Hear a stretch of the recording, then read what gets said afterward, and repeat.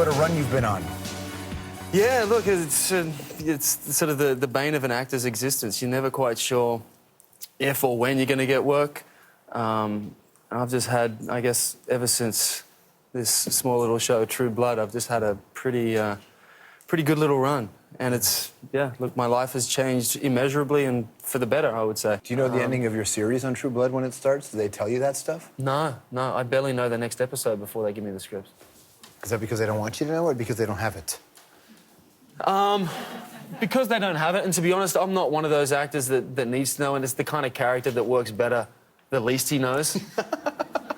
You know? That's true, though. Yeah. It must be a lot of fun to kind of do that kind of character. Oh, yeah. Is it easier or harder to play a guy that has to sort of be a little dumb? You definitely have to put effort into it, but he comes in at every scene with such vim and vigour. He's always rushing from somewhere, and he always leaves that scene rushing off to the next place with twice as much speed. Yeah. So there's an enormous amount of energy that he always has to have, and that, you know, if we're shooting nights, and we do a lot of nights since it is a vampire show, you know, I find myself always sort of lifting up the crew because it's not necessarily the energy's not coming from me, it's coming from this guy. Do you have to find all that stuff inside everybody you play? Absolutely. Look, there's a transference from me to the character and from the character onto me. I hopefully like to think that every character, in some bizarre way, shape or form, makes me a better man. What do you do with the True Blood character? I mean, aside from always taking your shirt off, what's the deal? How do you make that better? Like, how do you... For me? The transference, yeah. How does he make me a better man? Yeah.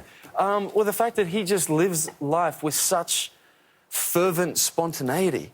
Like, this is a guy who, give him a cliff and he's already off it. There's no sense of thought. Yeah. Whereas me personally, you know, as much as I'm an adrenaline junkie, I still want to know the repercussions of anything I do. I want to know, OK, well, if that's plan A, what if that doesn't work out? Let's figure out the next three things. Whereas this guy's a boom, off. I think it's liberating to sort of have a little sense of that. Do you think about life after True Blood? I only say that because it's been on for many years. Yeah, I'm sure I'm going to be sad, you know, in retrospect, but right now I'm sort of just honestly living in the moment, enjoying the fact that I'm still here, you know, appreciating that I'm on this show. Really, there's not a day that passes where I sort of look back and sort of think... We talked about it just before this show, that I've never understood what the phrase "stop and smell the roses" meant. And I sort of hit 30, and a good point in my career, I sort of went, hang on a second, Ryan, just stop for a second and take stock of where you are, who you are, and what you want to be.